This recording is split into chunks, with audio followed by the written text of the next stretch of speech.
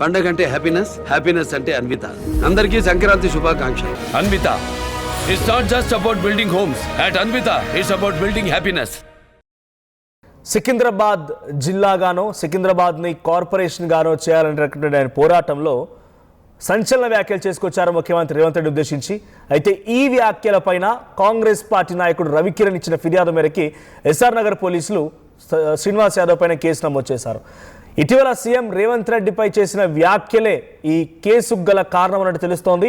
So సికింద్రాబాద్లో జరిగినటువంటి ఓ సమావేశంలో సీఎం రేవంత్ని ఉద్దేశించి తలసాని చేసిన వ్యాఖ్యల కారణంగానే ఎస్ఆర్ నగర్ పోలీసులు కేసు నమోదు చేశారు. ఇంతకీ ఆ వ్యాఖ్యలేంటి, తలసాని శ్రీనివాస్ యాదవ్ ఏం మాట్లాడారు ఒకసారి చూడండి. మనం నిత్యం ప్రజల మధ్యన ఒక ఐక్యతా భావంతో నార్త్ జోన్ ఏరియా అంటే ఎప్పుడు చూసినా సికింద్రాబాద్ ప్రాంతం అంతా పీస్ఫుల్ గా ఉండేటువంటి ఏరియా.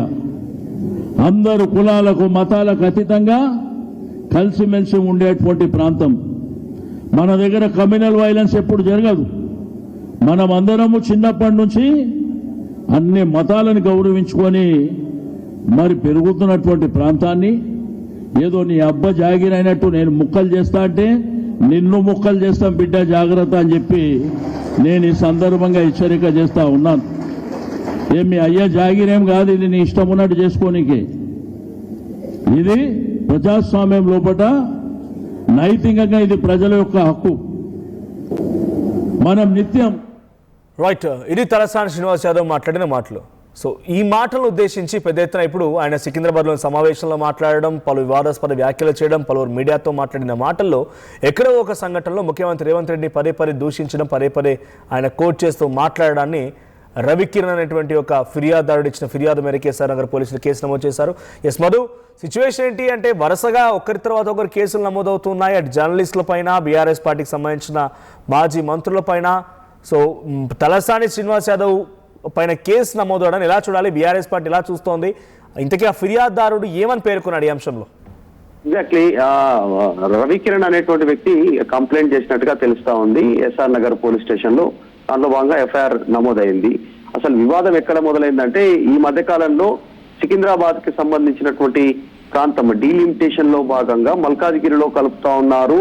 ఈ సికింద్రాబాద్ అనేటువంటి ప్రాంతం మాకు ఒక ఎమోషన్, బాండింగ్ ఉంది ఈ ప్రాంతంతో, ప్రజలతో. ఈ ప్రాంతాలతో ఇక్కడే పుట్టి పెరిగాము, ఇక్కడ ప్రజలంతా కూడా సికింద్రాబాద్ అంటారు. సికింద్రాబాద్ ని మల్కాజ్గిరిలో కలపడం ఏంటి, డీలిమిటేషన్ లో భాగంగా హైదరాబాద్ సికింద్రాబాద్ జంట నగరాలు విడదీసే ప్రయత్నం చేస్తా ఉన్నారు. ఒక రకమైనటువంటి కుట్రగా దీన్ని భావిస్తా ఉన్నారు ఈ ప్రాంత ప్రజలంతా అనేటువంటి దాంట్లో భాగంగా ఆయన మాట్లాడుతూ సికింద్రాబాద్ లో జరిగిన ఒక కార్యక్రమంలో ఈ వ్యాఖ్యలు చేశారు. అడ్డగోలుగా సికింద్రాబాద్ ను ముక్కలు చేయాలని చూస్తే నిన్ను ముక్కలు చేస్తాం సీఎం రేవంత్ రెడ్డి అంటూ విమర్శ చేశారు. ప్రస్తుతం అది కాంట్రవర్సీగా మారాయి.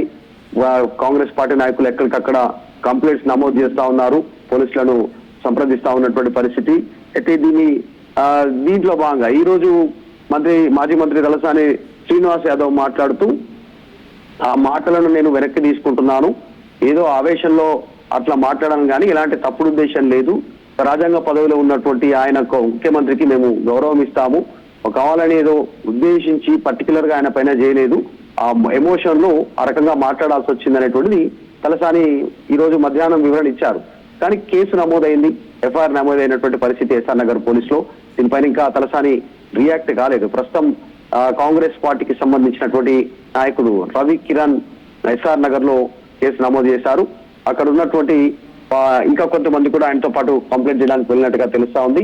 కోట నీలిమ కాంగ్రెస్ పార్టీ అభ్యర్థిగా పోటీ చేశారు తలసాని శ్రీనివాస్ యాదవ్ పైన సనత్ నగర్ నుంచి. సో ఆమె సూచన మేరకు రవికిరణ్ అనేటువంటి వ్యక్తి ఫిర్యాదు చేసినట్టుగా ప్రస్తుతం సమాచారం అంతా ఉంది. నిజంగానే ఈ విషయంలో ఆయన క్షమాపణ కోరారు. ఆయన కూడా దీనికి సంబంధించి మాటను విత్డ్రా తీసుకుంటున్నట్టుగా, వెనక్కి తీసుకుంటున్నట్టుగా చెప్పారు, గౌరవిస్తున్నట్టుగా చెప్పారు. కానీ కేసు అయితే నమోదైంది తలసాని మీద. బట్ అంటే ఏం చేయబోతున్నారు ఈ కేసులో? ఏ సెక్షన్లు మెన్షన్ చేశారు? తలసాని వివరణ అడిగే అవకాశం ఉందా? అరెస్ట్ చేస్తారా? ఏం జరగబోతోంది? బిగ్ స్టేట్మెంటే తలసాని శ్రీనివాస్ యాదవ్ చేసినటువంటిది. ఇప్పుడు సికింద్రాబాద్ ని ముక్కలు చేయాలని చూస్తే నిన్ను ముక్కలు చేస్తాం బిడ్డ అనేటువంటిది డైరెక్ట్ గా ముఖ్యమంత్రి రేవంత్ రెడ్డిని ఉద్దేశించి చేశారు. రాజ్యాంగ పదవిలో ఉన్నటువంటి వ్యక్తి, రాష్ట్రానికి ముఖ్యమంత్రిగా ఉన్నటువంటి వ్యక్తి. సో ఆ పొజిషన్ లో ఉన్నటువంటి వ్యక్తిని ముక్కలు చేస్తామని చెప్పినటువంటి స్టేట్మెంట్ ఏ సెక్షన్లు నమోదు చేస్తున్నారు పోలీసులు ఇంకా వివరాలు చేయాల్సినటువంటి అవసరం ఉంది. ప్రస్తుతం అయితే కేసు ఎఫ్ఐఆర్ నమోదైంది. ఇంకా పూర్తి వివరాలు బయటికి రావాల్సినటువంటి ఒక బిగ్ స్టేట్మెంటే అది. కాబట్టి దాన్ని కాస్త పోలీసులు సీరియస్ గానే తీసుకునేటువంటి అవకాశం ఉంది. దీనిపైన కూడా న్యాయవాదులతో సంప్రదించే అవకాశం ఉంది తలసాని శ్రీనివాస్ యాదవ్ కూడా. సో ముఖ్యమంత్రిని ఉద్దేశించి చేసినటువంటి స్టేట్మెంట్ కాబట్టి పోలీసులు కూడా దీన్ని ప్రత్యేక దృష్టితో చూస్తున్నట్టుగా కనిపిస్తా ఉంది.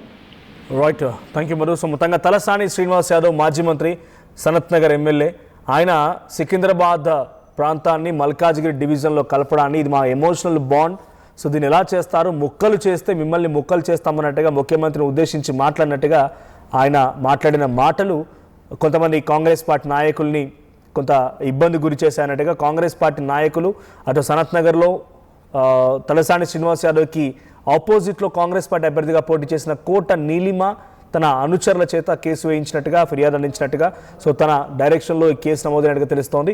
సో ప్రజెంట్ ఏదేమైనా కేసు నమోదైంది, మరి దాంట్లో ఏ సెక్షన్లు ఇన్వాల్వ్ చేశారు, తలసాని శ్రీనివాస్ యాదవ్పై ఎటువంటి చర్యలు ఉంటాయి, ముఖ్యమంత్రి రేవంత్ రెడ్డిని ఉద్దేశించి మాట్లాడిన మాటలపైన పోలీసులు ఏ రకంగా స్పందిస్తారో చూడాలి. అసలైన తొలి వెలుగు. ఫాలో వాట్సాప్ @తొలి వెలుగు official.